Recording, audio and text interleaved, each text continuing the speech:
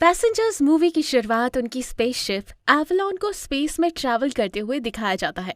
इस स्पेसशिप में 5,000 पैसेंजर्स और 258 क्रू मेंबर्स एक गहरी नींद में हाइबरनेशन पॉड में सोए होते हैं। ये सब लोग एक प्लैनेट होमस्टेड 2 पर ह्यूमन कॉलोनाइजेशन शुरू करने जा रहे होते हैं। उनका सफर अर्थ से होमस्टेड 2 तक 120 साल का होता है, इसलिए वो लोग हाइबरनेशन में चले जाते हैं। इस स्पेसशिप को ऑटो पायलट कर रखा होता है क्योंकि सब लोग हाइबरनेशन में होते हैं। अचानक से ये स्पेसशिप एक एस्टेरॉइड बेल्ट के थ्रू जाती है, जहां स्पेसशिप की टक्कर एस्टेरॉइड से हो जाती है। उससे स्पेसशिप की शील्ड्स कमजोर होने लगती हैं और वो माल फंक्शन करने लगती हैं। ये स्पेसशिप खुद को रिपेयर करने लगती है, पर रिपेयरिंग के टाइम पर एक हाइबरनेशन पॉड एक्टिव हो जाता है और उसके अंदर का इंसान 30 साल के बाद ही जाग जाता है। अभी उसे और 90 साल का सफर तय करना होता है क्योंकि होमस्टेड 2 तक 120 साल लगते हैं। इस पैसेंजर का नाम जिम प्रेस्टोन होता है और वो एक मैकेनिकल इंजीनियर होता है। जैसे ही उसका हाइबरनेशन चैम्बर एक्टिवेट होता है, उसके सामने एक विजुअल मैसेज आता है जिसमें एक लड़की उसे मैसेज देती है कि उसने 120 साल का हाइबरनेशन का सफर तय कर दिया है और अब बस 4 महीने बचे हैं। वो लड़की उसे बताती है कि अब इन 4 महीनों में वो इस स्पेसशिप पर मजे कर सकता है, जैसे कि स्विमिंग पूल और रेस्टोरेंट में टाइम स्पेंड कर सकता है। जिम को वो मैसेज अपने आईडी कार्ड और कैबिन का भी इंफॉर्मेशन देती है। जिम बहुत एक्साइटेड होता है स्पेसशिप के दूसरे लोगों से मिलने के लिए, पर अभी उसे सच्चाई नहीं पता चली होती कि वो इस स्पेसशिप पर अकेला ही इंसान है जो नींद से जाग गया है, और वो भी 90 साल पहले। जिम अपने केबिन में तैयार होते हुए दिखाया जाता है और फिर वो एक क्लास में जाता है। वहाँ उन सब पैसेंजर्स को एक वर्चुअल टीचर पढ़ाती है, पर जिम क्लास में अकेला होता है और ये देखकर वो हैरान हो जाता है। जिम की वो टीचर उससे बताती है कि अर्थ पर एनवायरनमेंट खराब हो गया है और वो ओवर पॉपुलेशन का शिकार हो चुका है, पर असल में ये मैसेज 120 साल के बाद डिलीवर होना चाहिए था।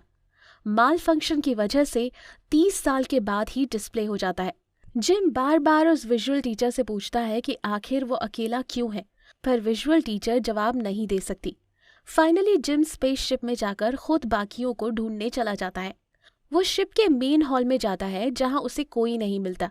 वो ऊपर रिसेप्शन पर जाता है जहां एक ऑटोमेटेड मशीन उसे इन्फॉर्मेशन देती है। वो उसे शिप के कैप्टन का पता देती है और अब जिम उस स्पेसशिप के कैप्टन को ढूंढने जाता है। वो उसे दरवाजे के बाहर पहुंचाते हैं, पर वहां के अंदर जाने का एक्सेस उसके पास नहीं होता है। जिम वहां दरवाजे की छोटी सी खिड़की से देखता है कि सब क्रू मेंबर अंदर सोए हुए होते हैं। फाइनली जिम अब स्पेसशिप की ऑब्जर्वेटरी में चला जाता है, जहां उन्हें पता चलता है कि वो अपनी मंजिल से अभी 90 साल दूर है। ये जानकर वो बहुत निराश होते हैं और उन्हें समझ नहीं आता कि वो क्या करें। फाइनली वो हॉल में रखी हुई ऑटोमेटेड मशीन से अर्थ पर मैसेज भेजता है कि वो जल्दी जाग गया है और अब वो क्या करे, क्योंकि वो खुद से हाइबरनेशन में वापस नहीं जा सकता।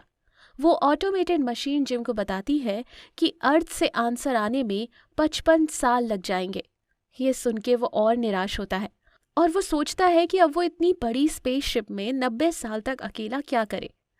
जिम अब स्पेसशिप को एक्सप्लोर कर रहा होता है, तभी उसे एक बार दिखाई देता है। वो बार में जाता है। वहां वो देखता है कि बार टेंडर भी एक इंसान होता है। वो उससे बात करना शुरू करता है, पर फिर वो नोटिस करता है कि बार टेंडर में कुछ अलग था। जब वो बार टेंडर को पैरों की तरफ देखता है, तब उसे पता चलता है कि उसकी लोअर बॉडी तो मशीन की थी, मतलब वो एक रोबोट था। उस रोबोट का नाम आर्थर होता है।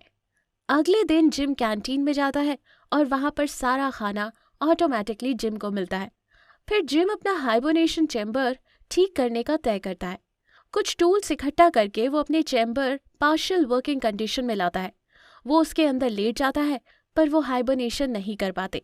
इसके बाद वो सोचता है क्यों ना टूल से वो क्रू के चैम्बर्स में जाकर किसी एक क्रू मेंबर को उठा दे। फिर जैसे ही वो क्रू के अंदर पहुंचता है, कोई भी टूल उस दरवाजे को तोड़ नहीं पाता। जिम को क्रू के चैम्बर का एक्सेस नहीं मिलता। सब कुछ ट्राई करने के बाद जिम हार चुका था। अब वो स्पेसशिप में अकेला टाइम पास कर रहा था। उसकी काफ़ी बातें बारटेंडर आर्थर से भी होती हैं, जो जिम को हिंट देता है कि वो गोल्ड पैसेंजर्स का एक्सेस हैक कर ले, जिससे वो काफ़ी चीज़ें इंजॉय कर सकता है, जैसे movie theatre, basketball court etcetera. Gym वैसा कर लेता है और अब ऐसे रहते रहते उस स्पेसशिप पर 1 साल हो गया था। एक दिन जिम हाइबरनेशन पॉड्स देख रहा होता है। उसकी नज़र एक स्पेस सूट पर पड़ती है और वो उस स्पेस सूट को पहनता है और स्पेसशिप का दरवाज़ा खोल के स्पेस में चला जाता है। स्पेस का खूबसूरत नज़ारा देखकर वो दंग रह जाता है। वो इतने सारे लोगों में एक अकेला ह्यूमन था जो उस टाइम उस जगह पर स्पेस को विटनेस कर रहा था रियलिटी में। जिम स्पेस में जाता है पर उसे रोना आ जाता है क्योंकि उसके लिए ये मेंटल पेन बहुत ज़्यादा था। अब वो स्पेसशिप में वापस आ जाता है और अपना स्पेस सूट निकाल देता है, लेकिन फिर वो स्पेस शिप के गेट की तरफ स्पेस सूट के बगैर जाता है, इस थॉट के साथ कि वो सुसाइड करेगा क्योंकि उससे ये बर्दाश्त नहीं हो रहा था। जैसे ही वो गेट खोलने ही वाला था, उसका माइंड चेंज हो जाता है और अब वो भागकर वापस स्पेसशिप में आ जाता है। अब वो हाइबरनेशन पॉड्स के पास आता है और उसी टाइम उसकी नज़र एक लड़की पर पड़ती है जो अपने हाइबरनेशन पॉड के अंदर सो रही होती है। जिम को वो पसंद आ जाती है और उन्हें पता चलता है कि उसका नाम अरोरा होता है। जिम अब स्पेसशिप में डायरेक्टली चेक करता है जहां अरोरा का पैसेंजर इंटरव्यू उसे मिल जाता है। जिम अब अरोरा के पॉड के पास बहुत सारा टाइम गुजारना शुरू कर देता है और ऑथर से भी अरोरा की बात करता है। जिम के दिमाग में एक आइडिया आ जाता है कि वो अरोरा को हाइबरनेशन से उठा दे, लेकिन उसकी कॉन्शियसनेस उसे ये करने से रोक रही होती है क्योंकि अगर वो अरोरा को उठा दे उसका मतलब ये था कि उसको भी इस एंडलेस जर्नी का हिस्सा बनना पड़ेगा। वो अरोरा को जीते जी मारना नहीं चाहता था, पर हर दिन उनका पेशेंस अब कम होता जा रहा था और फाइनली एक दिन वो डिसाइड करता है कि वो अरोरा को जगा देगा। जिम फाइनली अरोरा को हाइबरनेशन पॉड एक्टिवेट कर देता है और अब हाइबरनेशन पॉड से वो बाहर आ रही होती है। जिम जल्दी से छुप जाते हैं ताकि अरोरा को पता ना चले कि जिम ने अरोरा को उठाया है। फाइनली जिम को अब अरोरा मिलती है और वो बहुत कंफ्यूज्ड होती है जैसे स्टार्टिंग में जिम था। जिम अरोरा को बताता है कि इस स्पेसशिप पर सिर्फ वो 2 जागे हुए हैं और वो उसे ऑब्जर्वेटरी में ले जाता है ताकि वो उसे दिखा पाए कि अब कितना टाइम है। ये देखकर अरोरा परेशान हो जाती है। जिम उन्हें क्रू मेंबर्स के चेंबर का बताता है और कैसे उनके पास एक्सेस नहीं है ये भी। वो सुन के अरोरा अपने हाइबरनेशन पॉड की तरफ भागने लगती है क्योंकि उसको कोई और सल्यूशन नहीं दिख रहा था। जिम उन्हें बताता है कि इसका कोई फ़ायदा नहीं। अब अरोरा बहुत उदास हो जाती है। जिम इसके बाद में आर्थर के पास जाता है और उसे बताता है कि उसे बहुत बुरा लग रहा है क्योंकि उसने अरोरा को हाइबरनेशन मोड से उठा दिया है। वो आर्थर को बोलता है कि वो अरोरा को ना बताए कि जिम ने उसे उठाया था।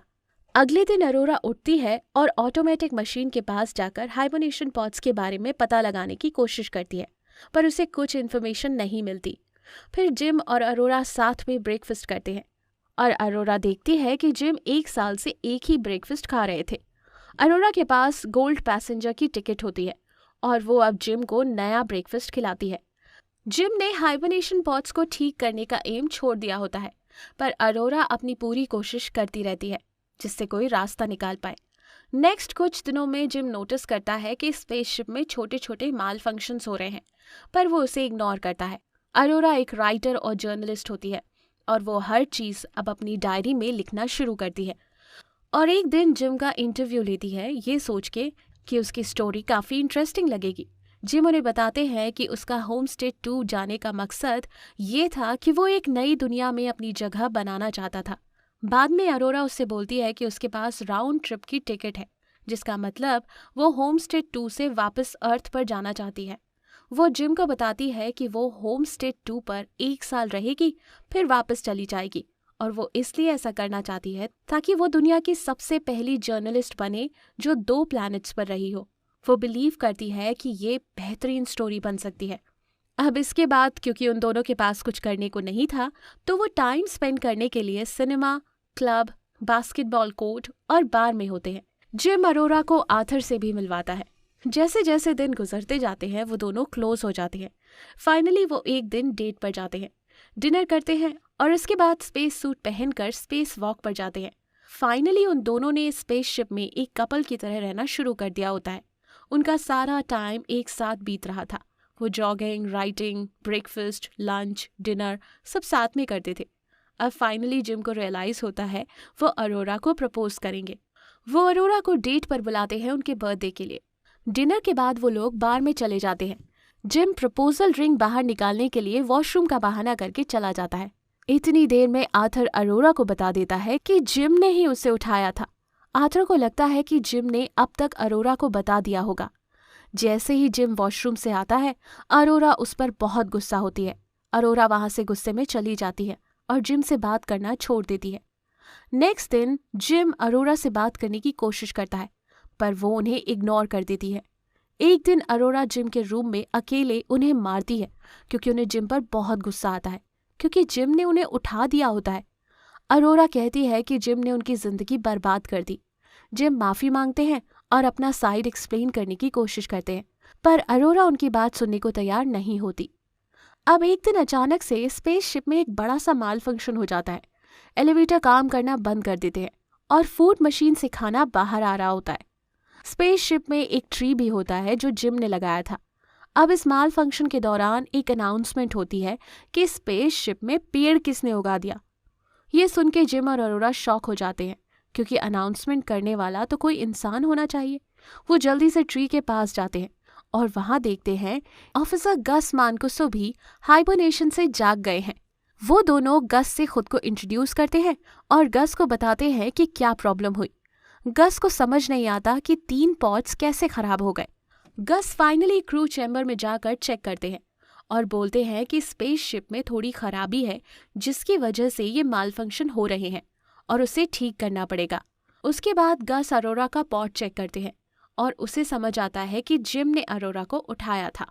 गस को हाइबरनेशन सिकनेस हो रही होती है और वो रेस्ट करने जाते हैं, पर अचानक से उनके मुंह से ब्लड निकलना शुरू हो जाता है। उस रात अरोरा स्विमिंग कर रही होती है और माल फंक्शन की वजह से स्पेसशिप में 0 ग्रेविटी हो जाती है, जिसकी वजह से अरोरा पानी में मरने वाली थी, क्योंकि जैसे ही अरोरा ऊपर की तरफ स्विम कर रही थी, पानी उसके साथ ऊपर आ रहा था। बहुत मुश्किल से वो बच जाती है और अब अरोरा, जिम और गस मिलके प्रॉब्लम डिस्कस करते हैं।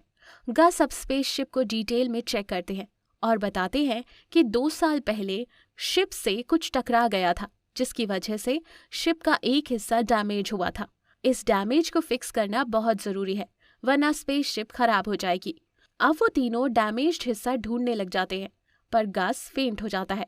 जिम और अरोरा जल्दी से गस को स्पेसशिप के ऑटोमेटिक मेडिकल मशीन के पास लेते हैं, जिसमें ऑटो डॉक्टर उन्हें बताता है कि गस मरने वाला है और उनके पास कुछ ही घंटे बचे हैं। गस अब जिम को उनका आईडी ब्रेसलेट देता है ताकि वो स्पेसशिप में हर जगह एक्सेस कर सके, और इसी के साथ गस मर जाते हैं। फिर अचानक से स्पेसशिप की सारी लाइट्स रेड हो जाती हैं और स्पेसशिप जोर से शेक करने लगती है। जिम और अरोरा इंजीनियरिंग सेक्शन की तरफ जाते हैं, पर रास्ते में ग्रेविटी फेलियर होता है। इस बार आर्थर की फंक्शनिंग पर भी असर पड़ता है और आर्थर की मशीनरी टूट जाती है।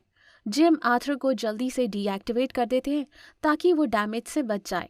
फिर फाइनली जिम और आर्थर किसी तरह इंजीनियरिंग सेक्शन में पहुंच जाते हैं और उन्हें पता चलता है कि पावर प्लांट में कुछ डैमेज हुआ है। जैसे ही वो पावर प्लांट का लैच खींचकर गेट खोलते हैं, अरोरा फोर्स से खिंचती चली जाती है और उसके बाद जिम भी। वो देखते हैं कि पावर प्लांट वाले सेक्शन में एक एस्टेरॉइड से एक होल हुआ है और उसे वो दोनों बंद कर देते हैं। फिर उन्हें रियलाइज होता है कि पावर प्लांट के अलावा भी और फॉल्ट्स हैं। उन्हें दूसरा fault fusion reactor power plant के कंप्यूटर में मिलता है, जो उसे कंट्रोल कर रहा होता है। जिम उसके पार्ट्स रिप्लेस करते हैं। अब नेक्स्ट उन्हें इस कंप्यूटर के थ्रू रिएक्टर का वेंट खोलना होता है ताकि रिएक्टर में जो प्लाज्मा रिएक्शन है वो बुझ जाए, पर कंप्यूटर वेंट नहीं खुलता। उसका प्लान फेल हो गया था। अब उसके पास एक ही रास्ता था, वो ये था कि वो स्पेसशिप के बाहर जाके इस वेंट को मैनुअली खोले। जिम फैसला करता है कि वो स्पेसशिप के बाहर जाकर वेंट को खोलेगा। अरोरा जिम की स्पेस सूट लगाने में हेल्प करती है।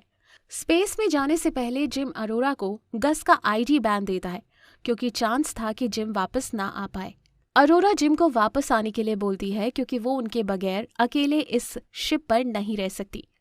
फाइनली जिम वेंट के बाहर पहुंच जाते हैं, पर वहां पहुंचकर उनको रियलाइज होता है कि उनको हाथ से वेंट को पकड़े रखना है, वो खुला रहे और रिएक्टर के फ्यूम्स बाहर आ जाए। वो ये बात अरोरा को बताते हैं और अरोरा इस प्लान को सपोर्ट नहीं करती। जिम उन्हें बताता है कि इस शिप में बहुत लोग हैं जिनकी जान बचनी है। वो वेंट को खोल देता है और अरोरा को बोलता है कि कंप्यूटर से रिएक्टर वेंट कर दे। अब रिएक्टर से बहुत तेजी से गर्म फ्यूम्स बाहर आने लगती है और उसी फोर्स की वजह से जिम की रस्सी स्पेस शिप से अलग होती है और उनके स्पेस सूट में से ऑक्सीजन निकलने लगता है। जिम जल्दी से अरोरा को ये बताते हैं और उन्हें सॉरी भी बोलते हैं क्योंकि जिम को पता होता है कि अब वो मर जाएंगे। ये सुन के अरोरा जल्दी से दूसरा स्पेस सूट पहनती है ताकि वो जिम को बचाने चली जाए। वो स्पेसशिप का दरवाजा खोल जल्दी से स्पेस में चली जाती हैं जहां वो देखती है जिम स्पेस में फ्लोट कर रहे होते हैं और उनका स्किन वाइट हो रहा था। अरोरा उनकी तरफ जाने लगती है पर उसकी रस्सी छोटी पड़ जाती है। किसी तरह से अरोरा के हाथ में जिम के सूट की रस्सी आ जाती है और वो उन्हें स्पेसशिप में लाने में कामयाब होती है। पर स्पेसशिप में आके भी जिम कुछ रिस्पॉन्ड नहीं कर रहा होता है। वो एक लाश की तरह पड़े होते हैं। अरोरा से ये देखा नहीं जा रहा था और वो उन्हें रिवाइव करने की कोशिश कर रही थी। जिम अभी भी रिस्पॉन्ड नहीं कर रहा होता है। अरोरा उसे देखकर बहुत रोती है। अरोरा जल्दी से उन्हें ऑटो डॉक्टर के पास ले जाती है जो जिम को रिवाइव कर देता है। ये देखकर अरोरा को एक बहुत बड़ा रिलीफ मिलता है और वो जिम को माफ कर देती है। फिर बाद में वो दोनों आर्थर को ठीक करते हैं और कैप्टन गस को बरी करते हैं। जिम रियलाइज करते हैं कि ऑटो डॉक एक इंसान के लिए हाइबरनेशन पॉड की तरह बिहेव कर सकता है और वो अरोरा को बोलते हैं कि वो उसमें हाइबरनेशन कर लें। पर अरोरा जिम को अकेले नहीं छोड़ना चाहती और मना कर देती है। फिर जिम फाइनली अरोरा को प्रपोज करते हैं और वो अपनी लाइफ स्पेसशिप पर बिताना शुरू कर देते हैं। 88 ईयर्स के बाद ये स्पेसशिप होमस्टेड 2 के पास पहुंचती है और अब क्रू उड़ जाता है। क्रू को स्पेसशिप एक बहुत ही डिफरेंट तरीके से दिखता है। वहाँ पेड़ पौधे और बर्ड्स उड़ रही होती है। सब नेचुरल लग रहा होता है। इस सब के दौरान अरोरा अपनी और जिम की स्टोरी अरोरा की वॉइस में रिकॉर्ड में प्ले होती है। ये असल में अरोरा की बुक की रिकॉर्डिंग होती है। इसमें अरोरा बताती है कि हम लोग फ्यूचर के बारे में सोच सोच कर ऐसे ना हो जाए कि तुम प्रेजेंट लाइफ को बेस्ट तरीके से जीना भूल जाओ। अरोरा बताती है कि वो दोनों कैसे स्पेसशिप में एक दूसरे से मिले और उन्होंने उसी स्पेसशिप में कैसे अपनी लाइफ बिल्ड की। इस मूवी से हमने डिफरेंट साइंस कॉन्सेप्ट्स एक्सप्लोर किया। मोस्ट मूवीज में दूसरे प्लैनेट का सफर एक वार्म होल के थ्रू दिखाया जाता है जो अभी तक साइंटिस्ट्स ने डिस्कवर नहीं किया। पैसेंजर्स मूवी के थीम के अकॉर्डिंग ह्यूमंस को हाइबरनेशन कर दिया जाता है और लाइट थोड़ी कम स्पीड पर दूसरे प्लैनेट पर भेजा जाता है। हमने देखा कि जीरो ग्रेविटी में कैसे किसी भी चीज पे फोर्स नहीं लगता। जीरो ग्रेविटी का एक साइंस इस मूवी में बहुत ही अमेजिंग है जिसमें मूवी मेकर्स ने साइंस का कॉन्सेप्ट बहुत डिटेल में दिखाया है। एक जीरो ग्रेविटी के सीन में जिम रो रहा होता है जिसमें उसके आंसू नीचे नहीं गिरते बल्कि उसके फेस पर चिपक जाते हैं क्योंकि जीरो ग्रेविटी में वाटर मॉलिक्यूल्स सरफेस टेंशन की वजह से चिपक जाते हैं। इस मूवी में हम ये भी सीखते हैं कि एक ह्यूमन को जिंदा रहने के लिए दूसरे ह्यूमन की जरूरत हमेशा से होती है और इसलिए ह्यूमंस को सोशल बीइंग्स कहा जाता है। इस मूवी ने स्पेस ट्रैवल का एक नया पर्सपेक्टिव दिखा दिया ह्यूमन हाइबरनेशन के थ्रू, जो इंसानों को नींद में डाल देती है बहुत सालों के लिए और उनकी एज भी नहीं बढ़ती। होप इन मोटिवेशनल और नॉलेजेबल मूवी से हम इंस्पायर कर रहे होंगे। अगर आपको लगता है कि ये वीडियो आपके किसी फ्रेंड या फैमिली मेंबर को इंस्पायर कर सकती है तो ये वीडियो उनके साथ ज़रूर शेयर करें।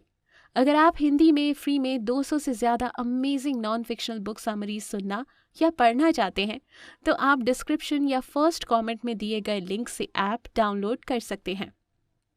एनीवेज दोस्तों, अगर आप ऐसी ही नॉलेजेबल वीडियोस मिस नहीं करना चाहते तो सब्सक्राइब करने के बाद बेल का बटन दबाना मत भूलिएगा। आप कमेंट करके ये भी बता सकते हैं कि आप नेक्स्ट वीडियो किस टॉपिक पर चाहते हैं। हम जल्द ही आपसे दोबारा मिलेंगे। जय हिंद।